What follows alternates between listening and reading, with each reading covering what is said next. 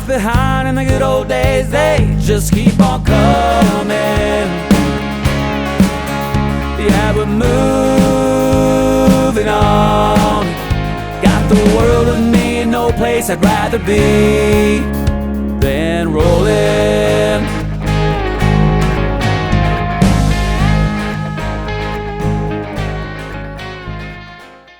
I was thinking of a couple helpful hints and tricks and tips I could give you guys, and one tip that we loved, and one thing we did on the RV was we loved stair covers to keep the sand and dirt out of the RV.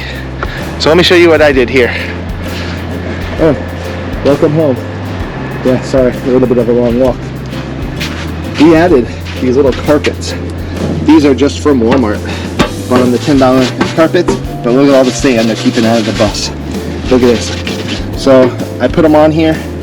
My stairs were a little wider, so I had to tie the strings up, the edges up.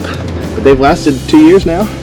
And this one was the third one. I bought this little step. I think it was off Amazon, the Camping World, the folding step, metal step, adjustable. And then I took that same carpet and I cut a strip off and I did the spray adhesive, 3M adhesive, and that has been on there for 2 years as well. So our stairs have been holding up pretty well, and love that tip, that little trick. Keep that sand out of your bus. Woo! Hey, another little tip and trick. A lot of people ask us, how do we keep our bikes and our toad pulled behind the RV?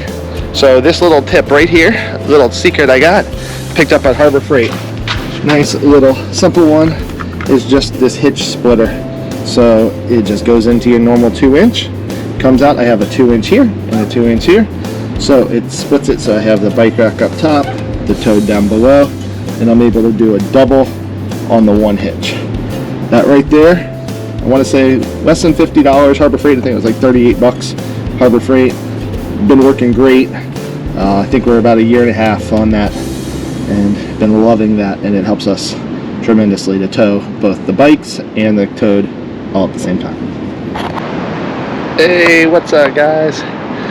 I was just finishing up here at the beach, watching the waves, getting ready to load up, and I have to fill up my freshwater tank because we're boondocking for 6 days in a row. So I need to rinse and fill up and do my fresh water. So I've already emptied the entire tank.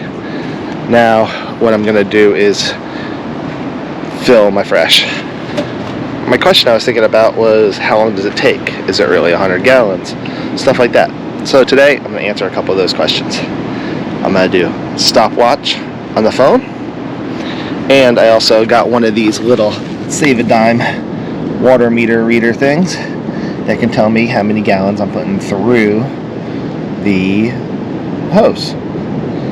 So I'm going to come over here, get this set up,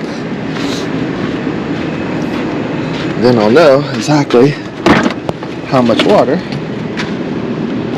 is in my tank and how long it will actually take to fill it. Figured this would be a quick little video here. I'm going to try to do this. I'm going to turn this on. I use through the filter and start. And there we go. Time is started. Say 0.3, 0.4, 5. Just going. So now I'll know how long it takes me to fill up my fresh from empty and how many gallons I'll actually get. So now I'm going to go look at the beach and enjoy. Check out this spot. So it's a little early because we're getting ready to pack up and get out of here, but I wanted to come up here and show you this view.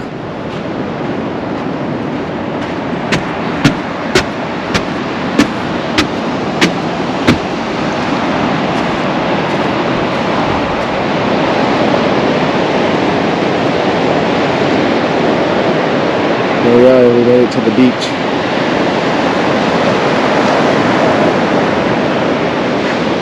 There we go. We're over here at Myrtle Beach Travel Park. We're one sand berm away from the beach.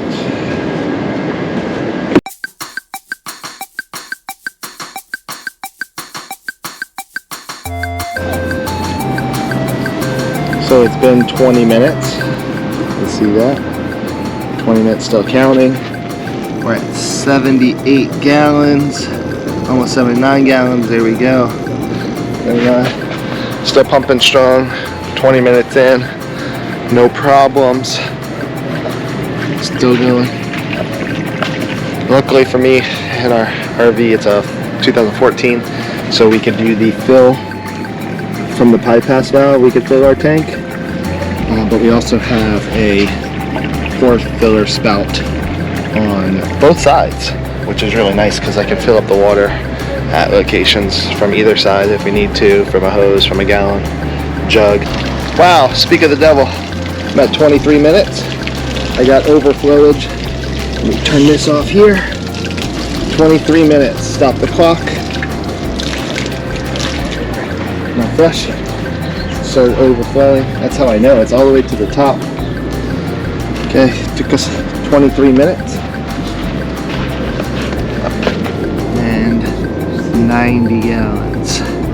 90.9. So either my tank reader, gallon save a drop reader is off by about 10 gallons, or my 100-gallon tank is really only 90 gallons. But I do know it will only take me 23 minutes to fill it from completely empty to completely full and overflowing. That's a quick little tip to know. That's a good tip to know. So now, next time I need to fill my tank, I know 20 minutes, I got to come out and check on it because it's getting close to being full. Alright guys, hope you enjoyed. Like and subscribe, comment below if there's anything else that you do in order to fill up your freshwater tank. And now we gotta start packing up and hitting the road. Thanks for watching.